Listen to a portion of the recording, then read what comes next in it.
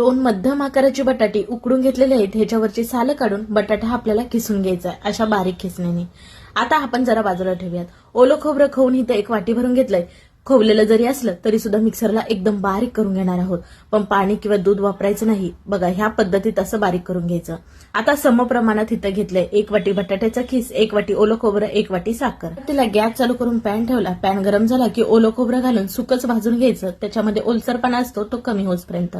नंतर 1 चमचा तुपामध्ये सुद्धा हे खोबरं भाजून घ्यायचं.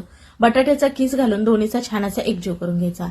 मग आपण घेतलेली साखर घालून छान असं मिसळून घेणार आहोत. गॅस हा मध्यम टू कमीच ठेवायचा, कारण आपण ह्याच्यामध्ये उकडलेला बटाटा घातला तो तळाला चिटकून ह्याचा रंग बदलू शकेल, म्हणून गॅस बारीक. साखर घातल्यानंतर हे मिश्रण असं ओलसर होतं. मगच ह्याच्यामध्ये दूध पावडर घालायचे, म्हणजे ह्याच्या गुठळ्या होत नाहीत.